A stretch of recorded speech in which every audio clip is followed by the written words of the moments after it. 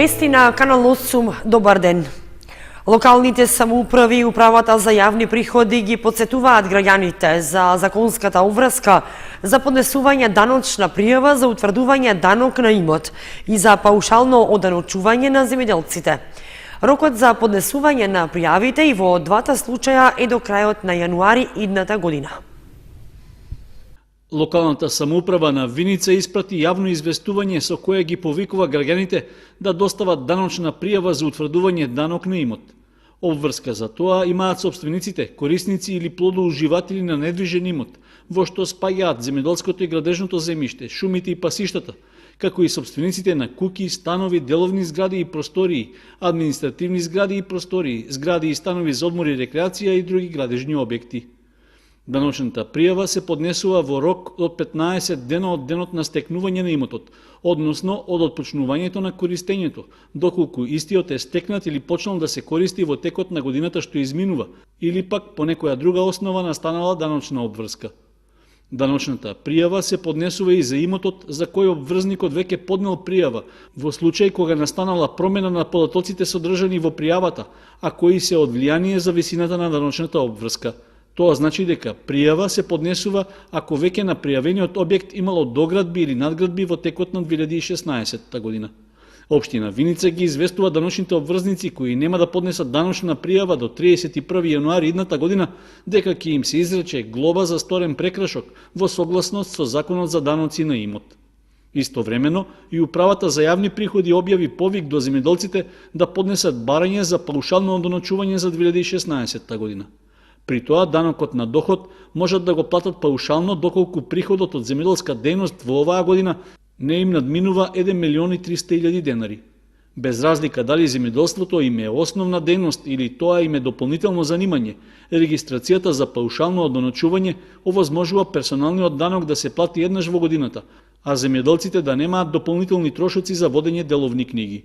Од управата за јавни приходи нагласуваат дека ако обврзникот е веќе регистриран и му е доделен даночен број како вршител на земјоделска дејност, тогаш треба да поднесе само барање за паушално одоночување на остварени приходи од земјоделска дејност.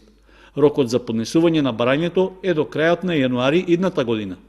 За сите прашања во врска со постапките за регистрација, одоночување на приходите од вршење основна и дополнителна земјоделска дејност, плаќање на персонален данок и слично, управата ќе организира обуки за земјоделците. Заинтересираните треба претходно да го пријават учеството на обуките, а тие во Кочани ќе бидат на 12, а во Виница на 20 јануари. Со дневните представи за учениците започна овогодишниот новогодишен концерт на музичкото училиште Ристо Јуруков. Вечерните представи за возрастната публика се планирани за вторник и четврток.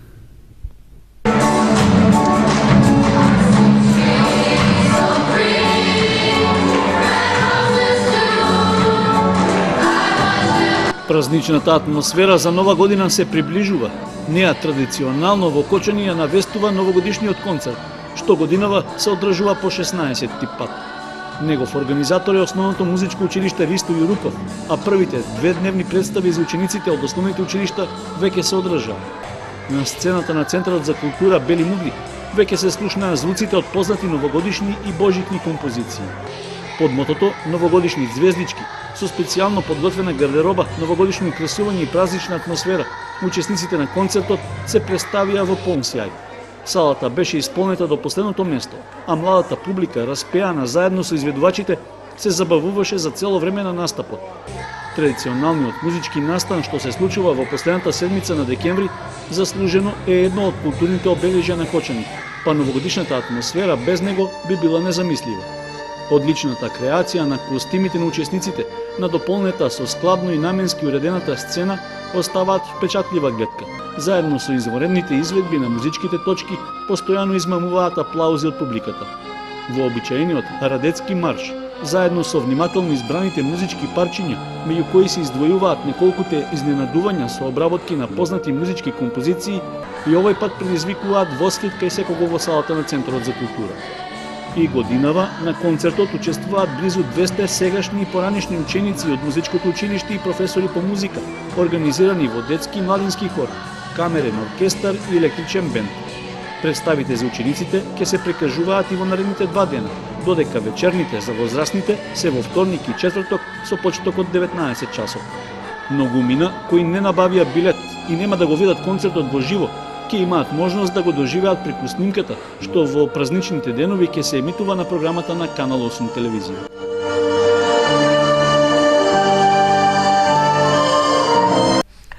Фолклорните ансамбли Кочани и Љупча Сантов од Оризари за време на викендов ги одржаа своите новогодишни концерти. Фолклорниот ансамбл Кочани со големата група во неделата имаше и целовечерен концерт, а промовираше и ново подготвени ора. И двата ансамбли заокружуваат уште една успешна година со бројни настапи во земјава и странство. Фолклорниот ансамбл Кочани ги одржа своите концерти по повод новогодишните и бождикните празници. Оваа година одржа 3 концерти, еден повеќе од изминатите години, бидејќи за прв пат имаше целовечерен концерт на големата група членови на ансамблот. Имено, во петокот и саботата настапија помалите групи на ансамблот Кочани, а во неделата настапи големата група фолклористи, кога беа изведени и 3 нови ора – Лазаренки, Женско чамче и Малешевка. Од нив орото Женско чамче играорците го изведоа премиерно, а го изучуваат во последните 2 месеци под раководство на кореографите Риста Јоргиев и Јана Николова. Публиката беше воодушевена од нивниот целовечерен концерт и од представувањето на новите ора, а на концертите имаа и гости каде што настапија фолклорниот ансамбл Бучим од Радовиш, културно-уметничкото друштво Злетовски рудар од Пробиштип и културно-уметничкото друштво Ристо Донев учителот од Штип. Со над 200 членови во изминатите години, овој фолклорен ансамбл успеа да оствари голем број гостувања во Македонија и странство. Во Македонија за одбележување се настапите на неколку значајни фестивали, како што се Фестивал на детето во Скопје, Орове село во Радовиш, Тодорица во Свети Николе, Велингденски средби Ораовица, Истибанско здрвоживо истибање, Илинденски смотри во Битола, Фестивал во Штип, на повеќе фестивали во Скопје, Фестивал Александар Македонски во Охрид, Фестивал во Струмица, на сите манифестации кои што се организираат во општина Кочани и учество на ревијата на народни носии во Струга, каде што фолклористите се вратија со освоено прво место за машка носија. Своји целовечерни концерти имаат одржано во Крушево, Скопје, Штип, Виница, Берово, Пробиштип и во други помали места во Македонија. На меѓународен план за одбележување се настапите во Србија, Хрватска, Словенија, Бугарија, Турција, Унгарија, Романија и Австрија. На голем број од овие гостувања кои имаа надпреварувачки карактер, успесите на фолклористите не изостануваа. Последниот значајен успех е освоеното прво место на меѓународниот фолклорен фестивал во Виена, Австрија. Во саботата свој целовечерен концерт одржа и фолклорниот ансамбл Љупчо Сантов од Оризари, кој што по 16 пат пред јавноста го презентираше изворниот фолклор, кој што го негува цели 40 години.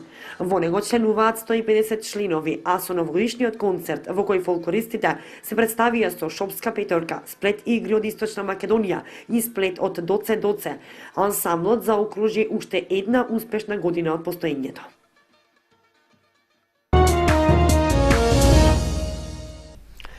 Продолжуваат предавањата од православен карактер што пред извесен период започнаа да се организираат во библиотеката Искра. Истите се во организација на членовите на граѓанското здружение Воскресение, со подршка од свештениците од Кочанскиот храм Свети Великомаченик Ѓорги и од владиката Иларион. Третото предавање беше наменето за Христовото раѓање Божик. Со благослов на митрополитот Брегалнички Иларион, а во организација на членовите на граѓанското здружение Воскресение и со подршка од свештениците од Кочанскиот храм Свети Великомаченик Ѓорги, за прв пат во градската библиотека Искра во Кочани пред 2 недели започна организирање на предавања од православен карактер. Наменети се за сите верници кои што сакаат да научат повеќе за верата и црквата.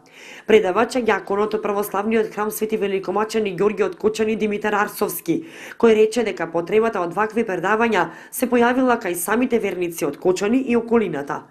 Темата на третото предавање кој што се одржа во библиотеката беше наменето за празникот кој што следи Рождество Христово Божик, суштина и хеортолошки пристап. Божик не е некое митолошко празнување, не е нешто што историски не е посведочено, туку напротив, тоа е еден чин, еден дел од историјата за кој што имаме најмногу податоци, не само податоци кои што ни сведочат евангелистите во Светото писмо, туку и во старите скрипти, пишувани документи од старите археолошки пронајдоци, не само нели од еврејската традиција, исто така и од римската, бидејќи нели како што знаеме, Ерусалим, а и целата еврејска област во тоа време кога што на земјата нели дошол Богомладенецот Христос, биле под Римска империја. Така да историската основа на овој празник не е доведена под сомнение, бидејќи како што веќе кажав, историски е најпосведочен и вистински овој настан. Дјакон Арсовски додава дека за секое наредно предавање верниците ќе бидат известувани тековно преку медиумите и социјалните мрежи.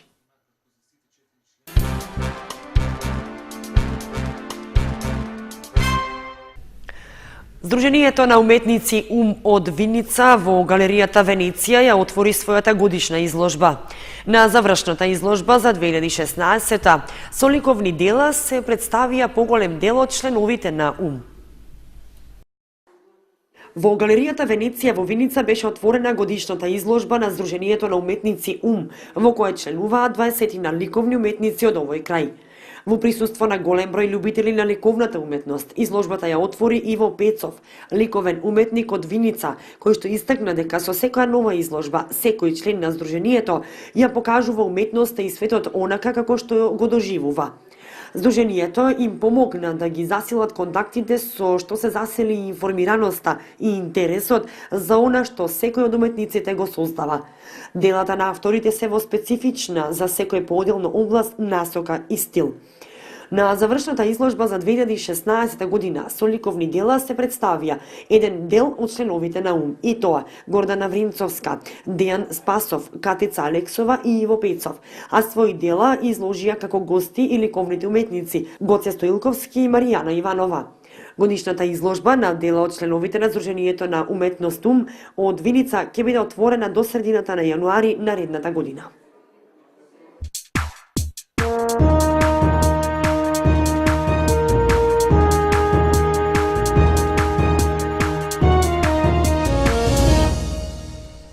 Следуваат информациите од спортот. Џудо клубот Гладијатор за прв пат во Кочани организираше полагање за појаси. Освен полагањето, членовите на клубот имаа и демонстрации на џудо техники.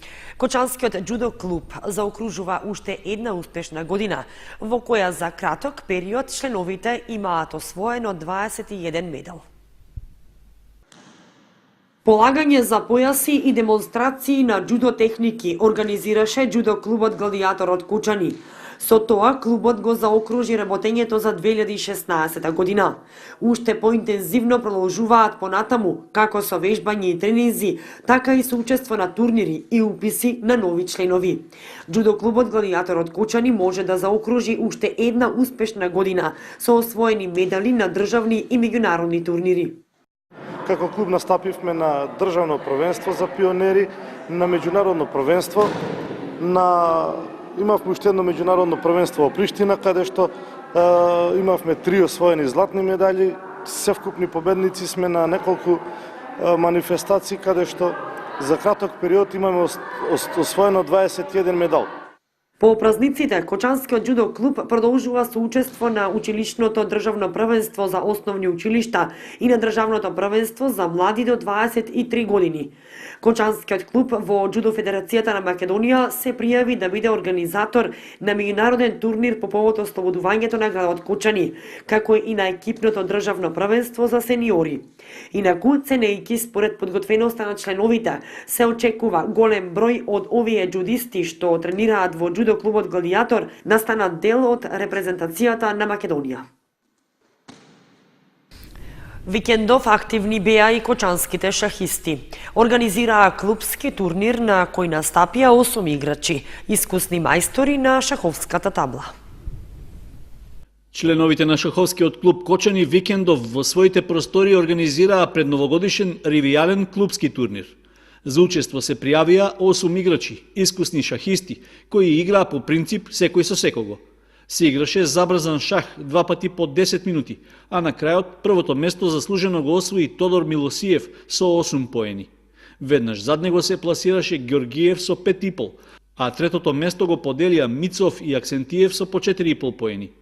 Четврто пласиран е Николов со 3,5, а по него следуваат Христов со 2 и Стојчов и Петрушев со по 1 поен.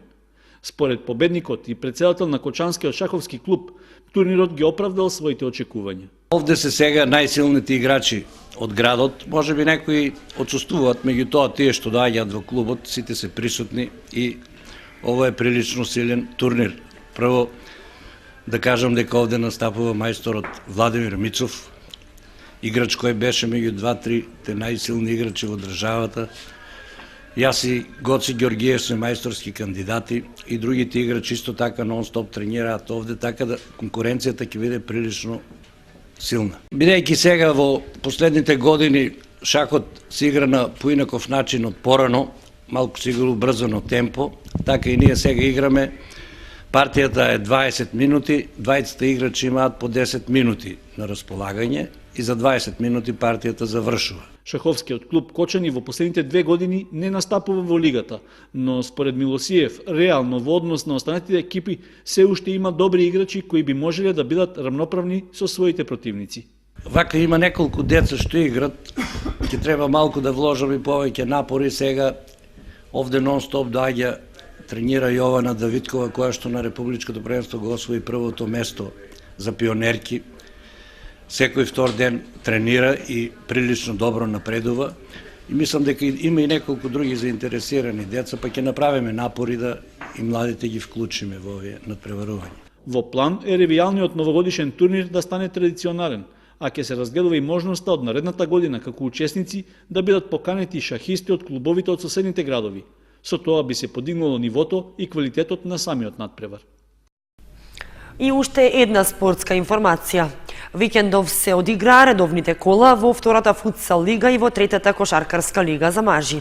Екипите на Унипап и Баскет Дино беа домакини, при што фудбалерите загубија од Шкендија од Тетово, а кошаркарите претрпеа минимален пораз од Марфил Спорт од Прилеп. И понатаму лошо им оди на екипите од Кочани во првенствата на втората футсал лига и во третата кошаркарска лига во машка конкуренција. Наместо очекуваните победи, тие на домашен терен доживеа порази со минимални резултати, па останаа и без бодови. Во втората футсал лига се одигра редовното 9-то коло, во кое фудбалерите на Унипаб беа домакини на средбата со Шкендија од Тетово и загубија со 12-10. Иако гостинската екипа, според прикажаното во изминатите кола, имаше сличен учинок со нашиот тим, сепак се покажа како сериозна пречка и ги освои бодовите. Со тоа, наместо да ја прекинат, кочанските фудбалери ја продолжија црната серија порази во првенството, што им се провлекува 4 колана назад. Со лошиот резултат, остануваат на досега освоените 8 бода и се наоѓаат на предпоследното 8 место. Во следното коло, Унипап ќе гостува во Велес против екипата на Гимиджи 1903, која со 1 бод повеќе е и 1 место повисоко од нашиот клуб за мал фудбал. Сличен учинок, како фудбалерите, имаа и кошаркарите. Викендов се одигра 8-то коло во првенството на третата кошаркарска лига, со кое започна одигрувањето на вториот круг надпревари од есенскиот дел. Екипата на Баскет Дино, како домакин, го пречека Марфил Спорт од Прилеп и доживеа минимален пораз од 69-70. Во текот на надпреварот имаше изедначена игра, а победникот беше неизвесен до самата завршница. На 10 секунди пред крајот домашните имаа напад, но не успеа да постигнат кош, со што им овозможија на гостинските играчи да го задржат водството од 1 кош разлика и да ги освојат бодовите. Со 8 бода освоени досега, екипата останува предпоследна во друштво со аутсайдерот Кичево. Следното 9-то коло ќе се игра на 11 февруари, кога Баскет Дино ќе биде домакин токму на Кичевчани.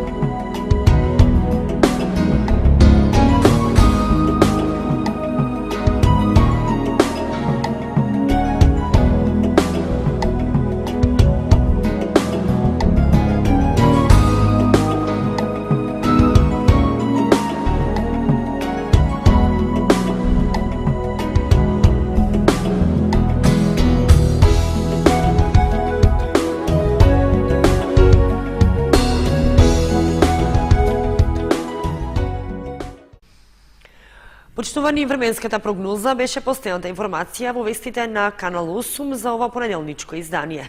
Имајте пријатна вечер. Довидување.